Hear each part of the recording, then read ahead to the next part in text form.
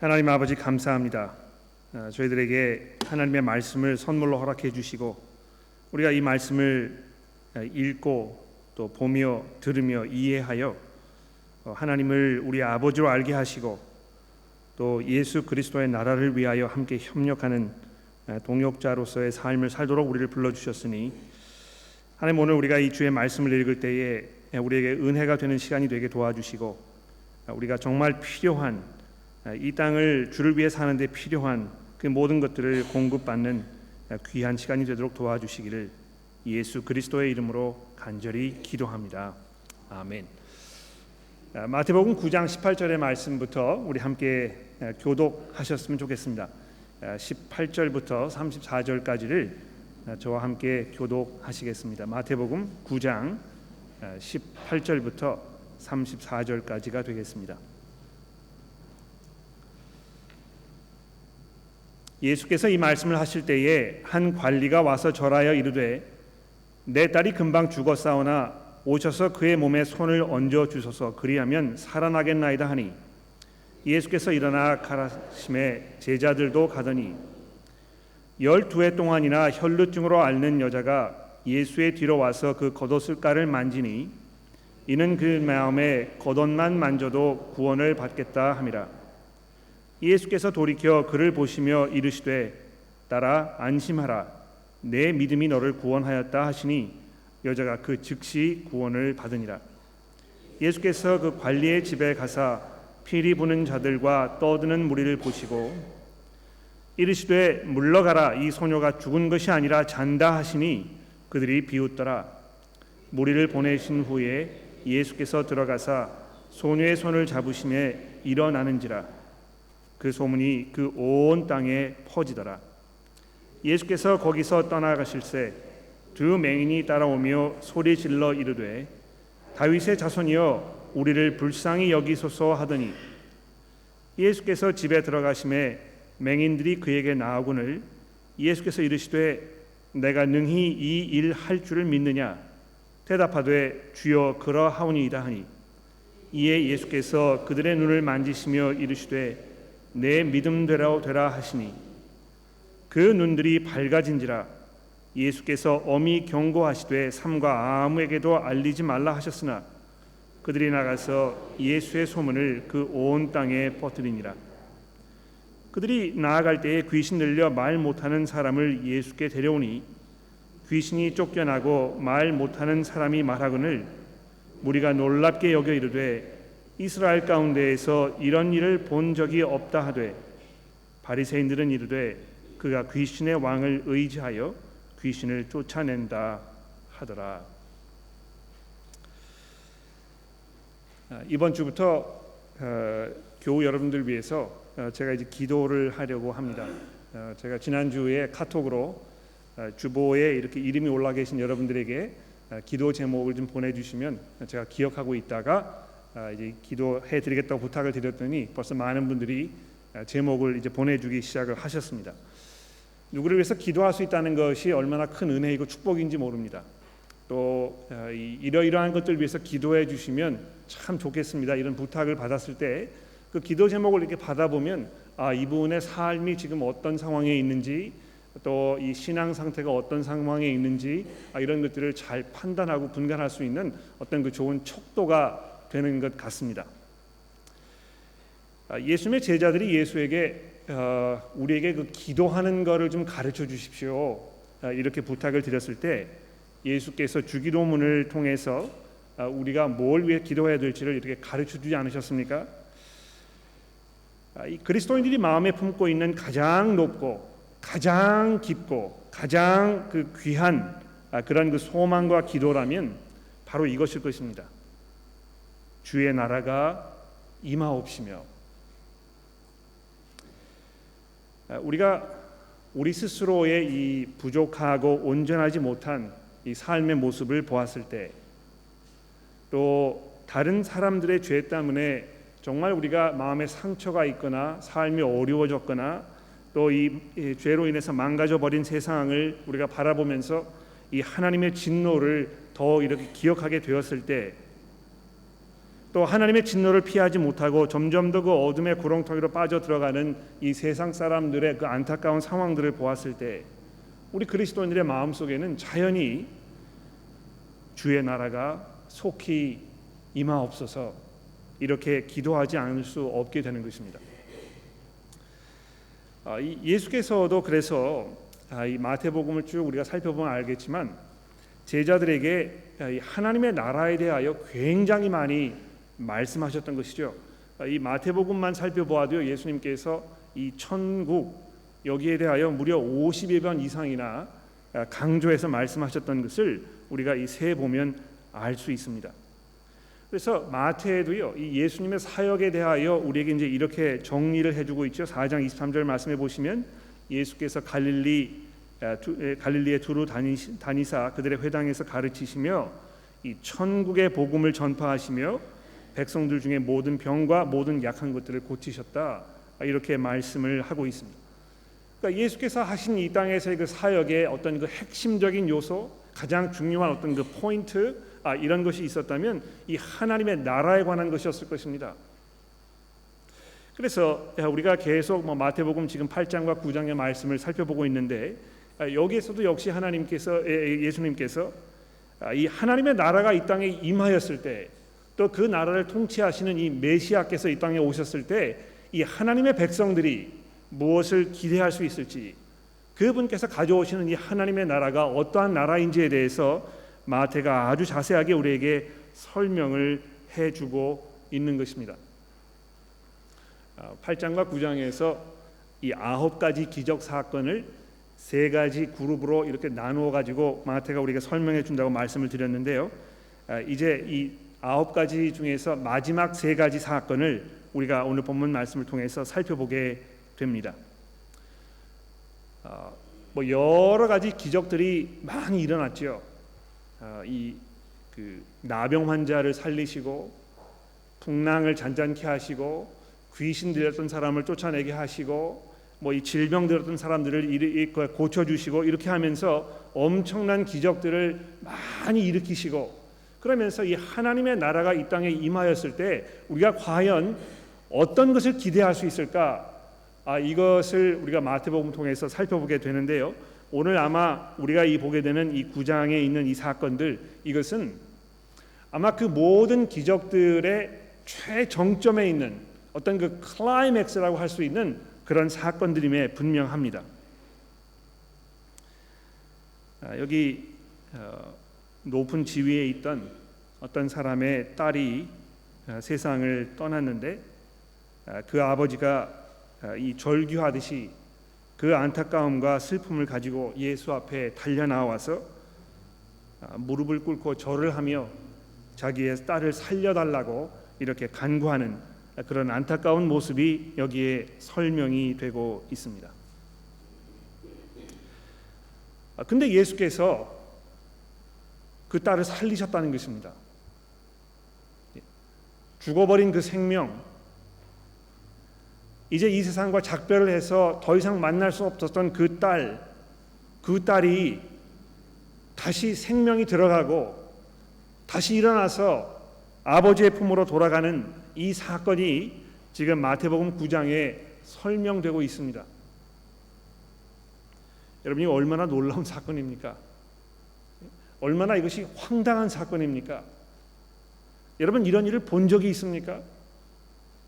아마 그 누구도 상상하지 못했고 그 누구도 재현할 수 없었던 이런 일이었기 때문에 그 자리에 있던 사람들이 이것을 보고 경악하지 않을 수 없었을 것입니다. 여러분과 저는 이 성경을 하도 많이 읽고 또 예수 그리스도에 대한 어떤 믿음이 있기 때문에 이 본문을 이렇게 읽었을 때에 이 본문이 우리에게 주는 그 충격적인 사실, 죽었던 이 딸이 살아났다는 이 사건에 대해서 우리가 그냥 그런가 보다 하고 넘어갈 수 있을지 모르겠어요. 그러나 예수께 달려와서 자기의 딸을 살려달라고 이야기하는 이 아버지의 그 모습, 또 그 아버지의 모습을 보고 이 죽은 딸을 찾아가서 살리시는 이 예수의 이 모습, 이 속에서 우리는 이 하나님의 나라의 그 능력, 그리고 그 나라의 주인이신 예수 그리스도 이분의 그 권세, 이것을 보게 되는 것입니다. 이 본문 말씀이 여러분과 저에게 무엇을 약속해 줍니까?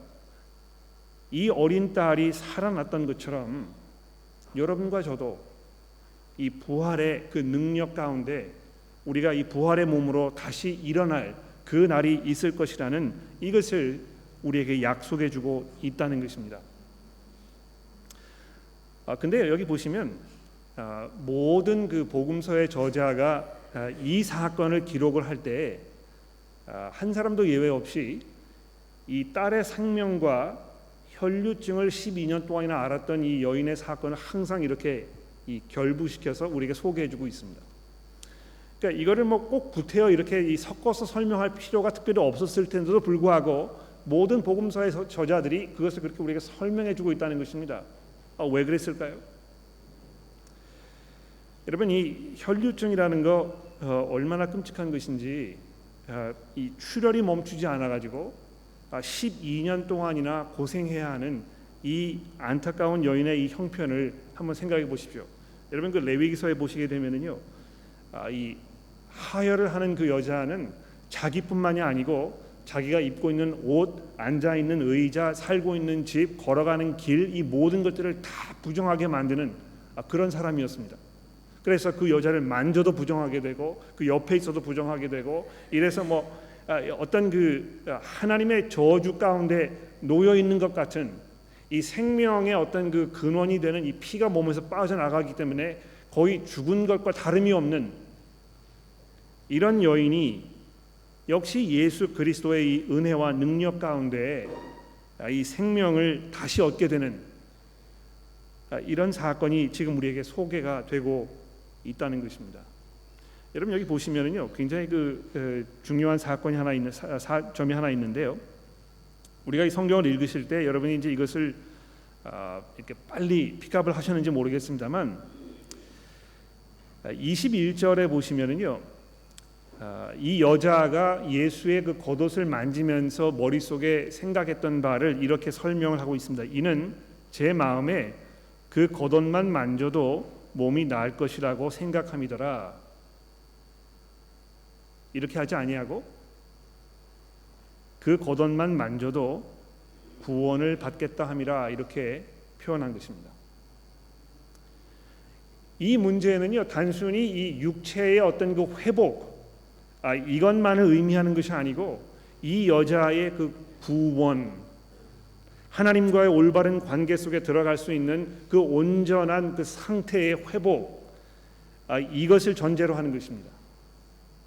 그래서 이 복음서의 저자들이 이 딸이 죽었다가 생명을 다시 얻는 이 사건과 이 여자가 거의 죽은 것과 마찬가지로 상태에서 다시 회복되는 이것을 구태여 이렇게 항상 연결해서 지금 우리에게 말씀해주고 있는 것이 분명합니다. 죽음을 몰아내는, 생명을 회복시켜 주시는 예수 그리스도의 이 권세와 그분의 그 능력, 이것을 우리가 다시 한번 확인해 보게 되는 것이죠. 뿐만이 아니고요, 여기 이제 두 번째 보시게 되면 이 앞을 보지 못하는 그 사람 둘이 있었는데, 그 사람들이 예수께 나와 가지고 이 자기를 고쳐달라고 이렇게 부탁을 하고 예수께서 그들의 이 눈을 고쳐주시는 이 사건이 두 번째로 등장을 하고 있습니다. 또 세 번째로 보시게 되면 귀신이 들려서 말을 못하는 사람을 예수께 데려왔는데 예수께서 그 사람을 고쳐주시는 이런 사건이 기록이 되고 있는 것입니다. 마태가 이 사건들을 이렇게 쭉 나열을 하면서 그냥 대충 머릿속에 뭐 기억이 떠오르는 대로 이것을 막 이렇게 적어 내려갔을까요? 아니면 이 9가지 사건을 잘 선택을 해가지고 그것을 어떤 분명한 의도와 목적으로 이렇게 순서대로 좀 설명을 하고 있는 것일까요? 여러분, 그 마태복음 4장에 보시면 예수께서 얼마나 많은 기적을 행하셨는지 모릅니다. 너무나 많은 사람들이 예수께 나와가지고 예수께서 사람들을 다 고치실 그 시간이 모자랄 정도로 이렇게 막 북적북적되던 그런 상황이었는데 이 마태가 거기에 있던 사람들 모든 사람들의 사건을 다 기록하지 아니하고 이 9가지 사건만 딱 선택을 해가지고 그 중에서 이것을 이런 식으로 나열하고 있는 그 이유가 무엇일까요? 제가 아까 말씀드렸지 않습니까? 이 9장 마지막 절에 등장하는 이 사건들이 지금 예수님께서 가지고 계셨던 그분의 그 행적과 그분의 권세와 이 하나님의 나라에 대한 어떤 그것을 보여주시는 그 능력의 가장 클라이맥스라고 얘기할 수 있는 것입니다. 특히 이 맹인의 눈을 고쳐주시면서, 말 못하는 사람의 눈을 고쳐주시면서 예수께서 분명히 이사야 선지자의 말씀을 머릿속에 기억하고 계셨을 것입니다. 오래전 이사야 선지자가 장차 하나님의 나라가 이 땅에 임하였을 때 하나님께서 친히 이 땅에 찾아오셔서 그의 나라를 완성시키실 때에 우리가 무엇을 기대할 수 있을 것인지에 대하여 35장 이 4절 이하로 이렇게 설명을 하고 있지 않습니까? 겁내는 자들에게 이르기를 굳세어라, 두려워하지 말아라. 보라, 너희 하나님이 오사 보복하시며 갚아주실 것이니라. 하나님이 오셔서 너희를 구하시리라 하라. 그때에 맹인의 눈이 밝을 것이며 못 듣는 사람의 귀가 열릴 것이며 그때에 저는 자는 사슴같이 뜰 것이며 말 못하는 자의 혀는 노래하리니 이는 광야에서 물이 솟겠고 사막에서 시내가 흐를 것임이니라. 이 하나님의 나라가 이 땅에 임하였을 때, 또 그 나라를 다스리시는 이 메시아께서 이 땅에 오셨을 때 우리가 얼마나 많은 그 은혜와 이 축복과 이 아름다운 그런 삶을 누릴 수 있을 것인지에 대해서 우리에게 설명을 하면서 보지 못하는 사람이 눈을 뜨고 말을 하지 못하는 사람이 말을 하게 되는 이 광경을 우리에게 설명해 주고 있습니다. 이 사건들도 복음서의 저자들이 다 이것을 복음서에 기록을 하고 있단 말입니다. 왜 그랬을까요? 그냥 이 육신의 눈이 보이지 않는 것, 또는 이 육신의 입이 닫혀가지고 말을 하지 못하는 것, 이런 것만을 해결하는 그런 것이 아니고 이 영적인 눈먼 상태, 영적으로 이 입이 닫혀서 믿음을 고백하지 못하는 이런 상태가 다 해결되고 참으로 예수 그리스도의 권세 안에서 이 하나님의 온전한 그 나라의 능력을 우리가 만끽하게 될 그 사건을 지금 우리에게 암시해주고 있는 것입니다. 여러분, 이 앞을 보지 못하는 이것이 얼마나 안타깝고 얼마나 어려운 일입니까? 그런데 그것뿐만이 아니고 하나님을 올바로 보지 못하고 우리가 살고 있는 이 세상을 올바로 이해하지 못하고 나 스스로에 대해서 올바로 바라보지 못하는 그런 정말 무지한 가운데 있는 이것이 얼마나 끔찍한 일입니까? 이 소크라테스라는 유명한 철학자도 내 자신을 알라 이렇게 얘기를 했다고 그러는데요. 자기의 그 형편을 잘 모르고 내가 어떤 사람인지 잘 이해하지 못하고 내가 어떤 어려움 가운데 있는지, 내가 어떤 위험에 처해 있는지 이 앞가림을 잘 하지 못하는 이런 아주 어리석은 상태에 있는 것이 얼마나 비극입니까?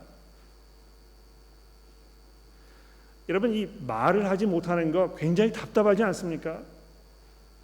그러나 말을 하지 못하기 때문에 믿음을 고백하지 못하는 것, 하나님을 향한 올바른 찬송과 이 회개의 고백을 하지 못하는 이런 영적 무지의 상태에 있는 이것이 얼마나 끔찍하고 안타까운 그런 일입니까?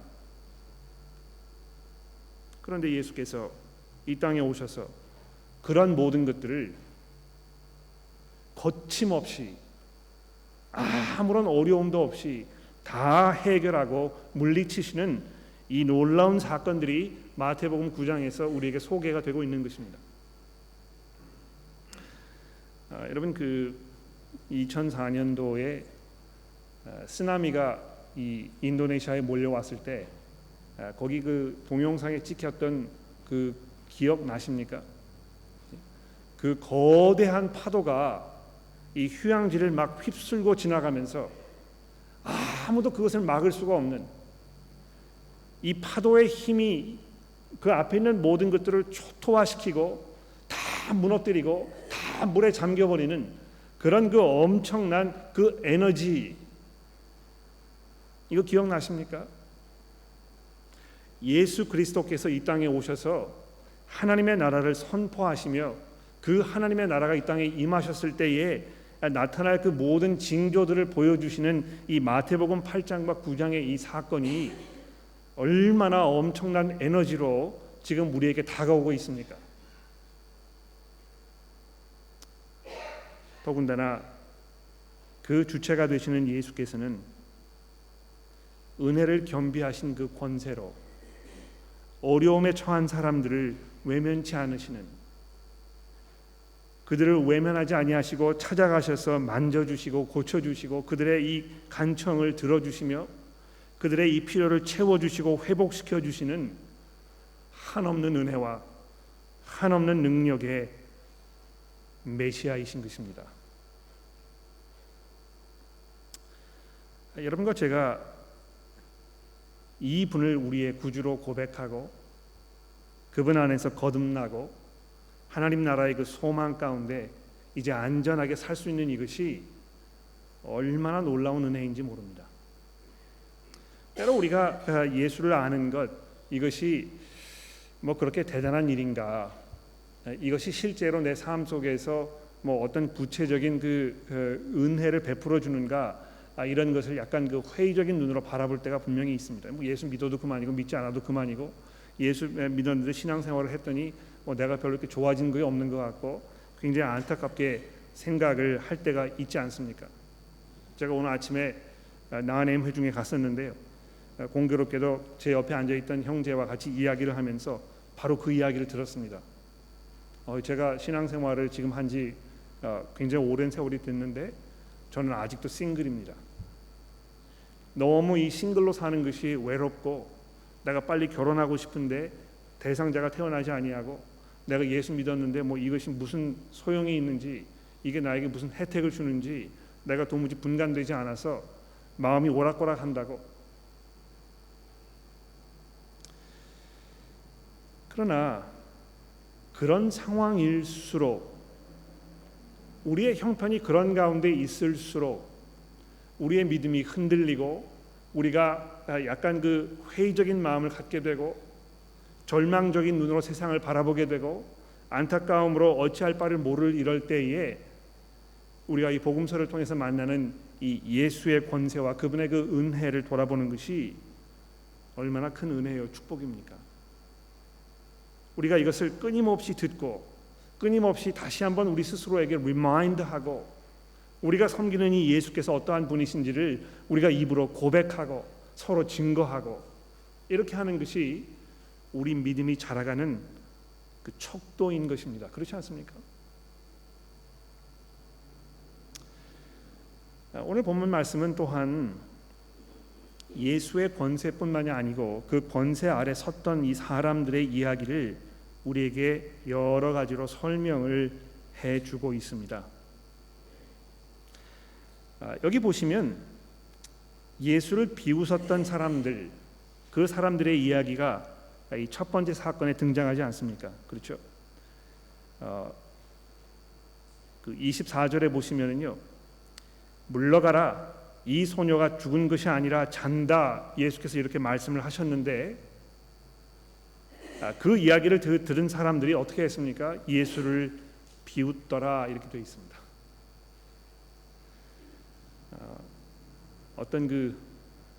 어떤 방면의 권위를 가지고 있는 그 사람의 이야기를 우리가 대수롭지 않게 생각하고 비웃는 거, 이거 참 이만큼 어리석은 일이 어디 있겠습니까? 내가 저 사람보다 더 잘한다고 그래서 자기 스스로를 높이면서 남의 가지고 있는 경험이나 지식을 깔보고 이런 것이 아주 우스운 일인데요. 여기 특별히 이 본문 말씀에서 예수의 그 말씀을 비웃는 이 사람들의 이 처량한 이 상황을 한번 생각해 보십시오. 물론 이 논리적 타당성만 신뢰할 수 있다고 이야기하는 그 이성주의, 이것이 굉장히 설득력이 있어요. 그렇지 않습니까?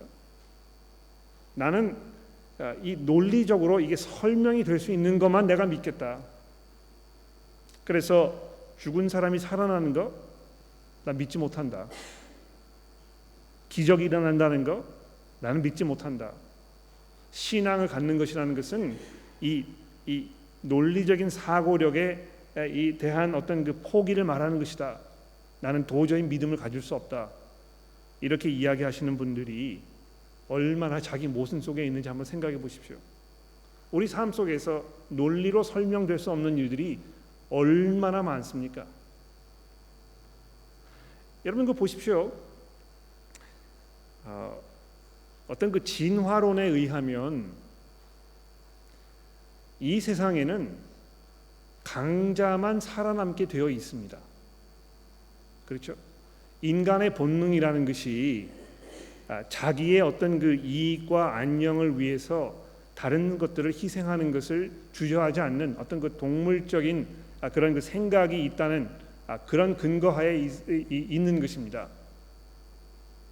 그러나 우리 삶의 경험은요 항상 그렇지 않습니다. 강자만 살아남는 것이 삶의 보편적인 그 모습인 것처럼 보이지만 그 가운데에서도 종종 약한 사람을 위하여 자기의 몸을 희생하는 이런 훌륭한 사람들의 이야기를 우리가 수도 없이 듣지 않습니까? 이 도저히 진화론으로 설명되지 않는 것입니다.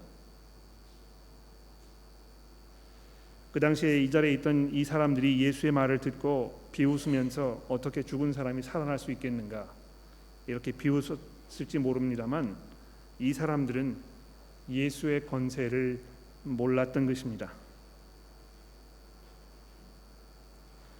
이 자리에는 본문 말씀에는 이 놀란 군중들의 이야기가 또 수도 없이 등장하지 않습니까? 우리가 이런 일을 도무지 본 적이 없다. 놀랍게 여기면서 야, 참 기가 막히다.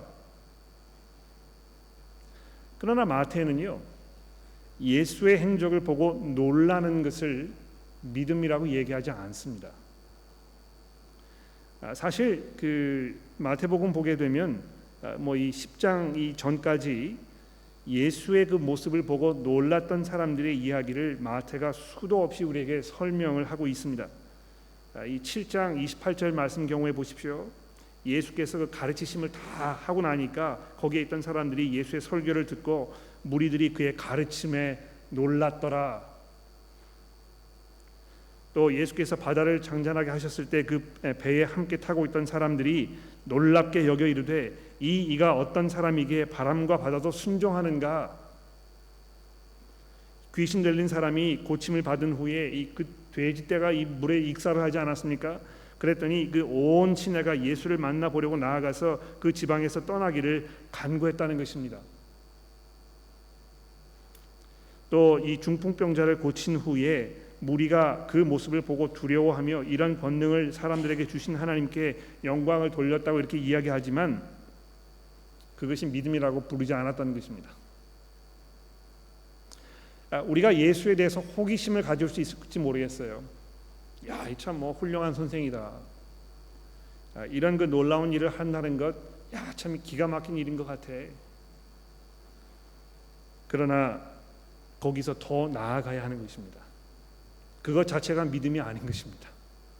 믿음이라는 것은 오늘 우리가 이제 보게 되는 나머지 사람들의 그 모습 여기에서 발견되게 되는데요.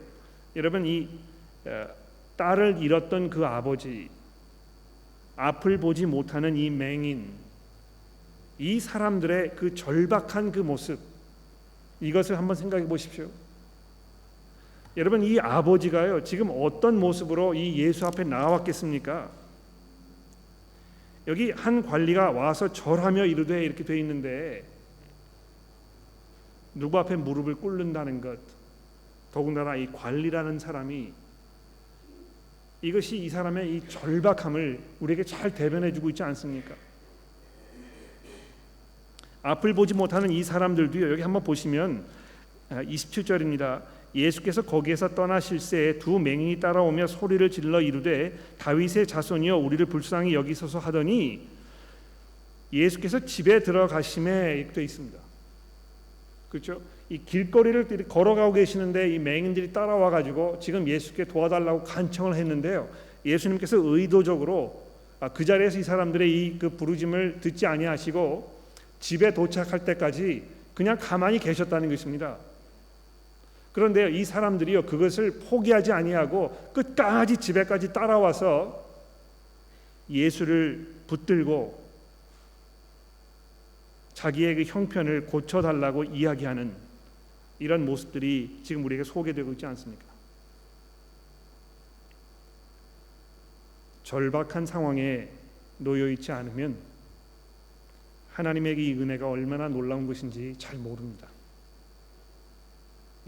내가 얼마나 어려운 상황 속에 처해 있었는가, 내 형편이 얼마나 절망적인 상황인가, 내가 하나님 앞에서 얼마나 끔찍한 죄인인가, 이것을 잘 모르면 예수 그리스도의 이 능력이 얼마나 엄청난 것인지 잘 이해하지 못하는 것입니다. 아마 마태는 이 부분을 이렇게 설명하면서 예수께서 마태복음 산상수훈에서 하셨던 그 말씀을 머릿속에 기억하고 있지 않았나 생각합니다. 심령이 가난한 자는 복이 있나니 천국이 그들의 것이며. 하나님의 나라가 누구의 것입니까? 떵떵거리면서 행복하게 편안하고 안정된 삶을 살아가는 사람들의 것입니까? 우리가 그토록 원하는 편안한 노후, 우리가 그토록 기다리는 어떤 그 성공적인 자식들의 삶, 천국이 그런 사람들의 것입니까? 그렇지 않습니다. 심령이 가난한 사람,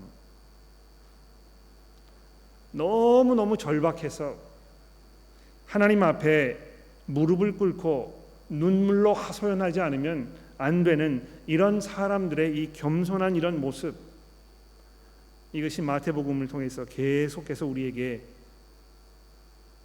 던져져 주고 있는 것입니다. 근데 제가 이 본문 말씀을 이렇게 쭉 보면서 한 가지 놀랐던 것은요, 여기에 등장하는 사람들의 믿음이 이렇게 일괄적이지 않았다는 것입니다. 무슨 말이냐 하면, 여러분 이 귀신 들려 말을 못했던 이 사람의 경우를 보십시오. 32절에 보시면은요, 그들이 나아갈 때에 귀신 들려 말 못하는 사람을 예수께 데려오니 이렇게 되어 있습니다. 이 귀신 들려 말 못했던 사람은요, 자기 스스로 믿음이 있었던 것이 아닌 게 분명해요. 귀신 들렸으니 무슨 믿음을 고백할 수 있었겠습니까? 오히려 그 주변에 있던 다른 사람들의 그 믿음, 이것이 이 사람을 예수께 나오게 한 것이고, 예수께서 그 사람들의 믿음을 보시고 이 사람을 고치셨다는 것입니다. 이 여인을 한번 생각해 보십시오. 12년 동안이나 혈류증을 앓았던 이 여자가 예수의 뒤로 와서 그 겉옷만 만져도 구원을 받겠다 생각했다는 거, 이게 참 대단한 믿음이다, 이렇게 생각할 수 있을지 모르지만 어떤 면에서는요, 이 사람의 믿음이 굉장히 미신적입니다. 그렇지 않아요? 또 여기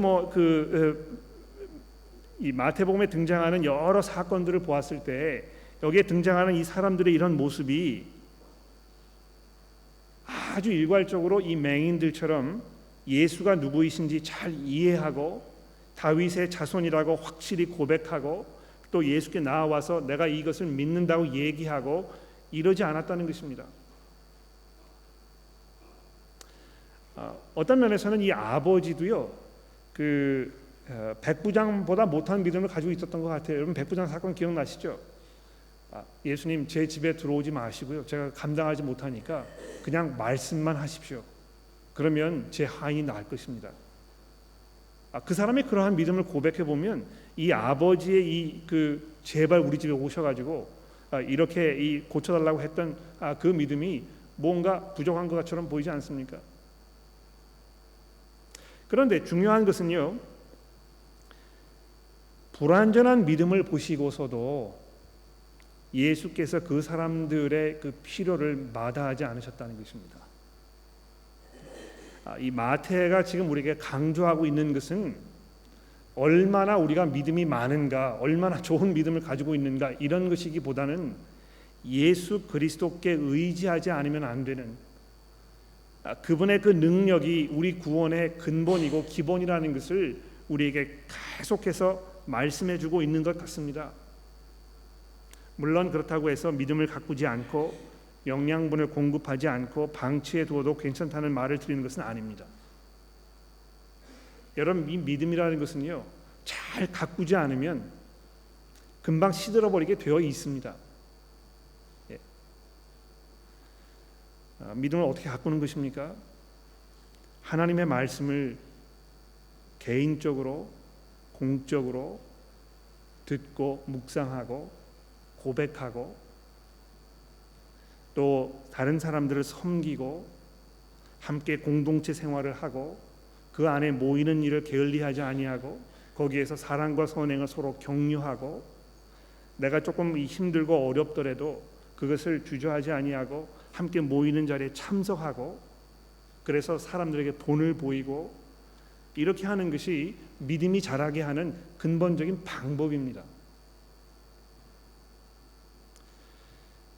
그래서 우리가 믿음을 가꾸고 영양분을 공급하는 일이 중요합니다만 또 그렇기 때문에 예수께서 이 마태복음에서도 자기를 따라오는 제자들의 그 어리석음이라든지 잘 이해하지 못하는 것들을 보시면서 이 믿음이 적은 자들아 이렇게 얘기하시지 않았습니까?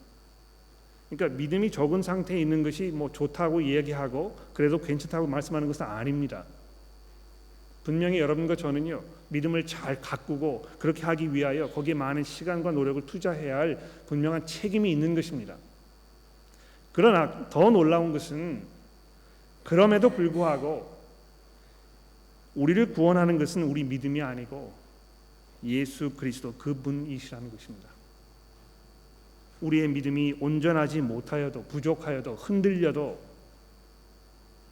결국 예수께서 우리를 놓지 아니하시고 우리로 하여금 하나님의 온전한 뜻을 완성시키실 수 있는 그 능력 가운데 살도록 우리를 인도하시는 분이시라는 것입니다.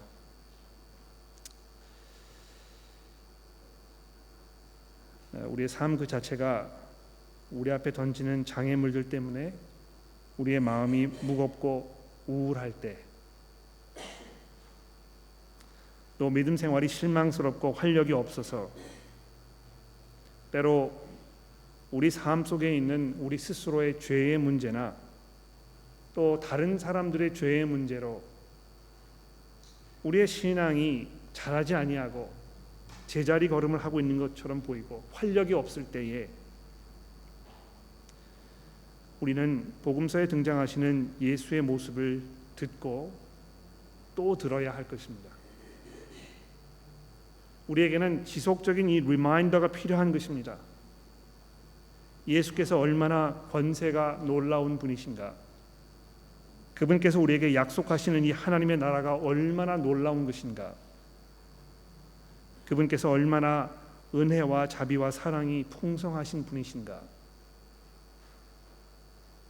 그분이 주인이신 이 하나님의 나라가 이 땅에 도래하였을 때에 우리의 삶이 얼마나 온전하여질 것인가.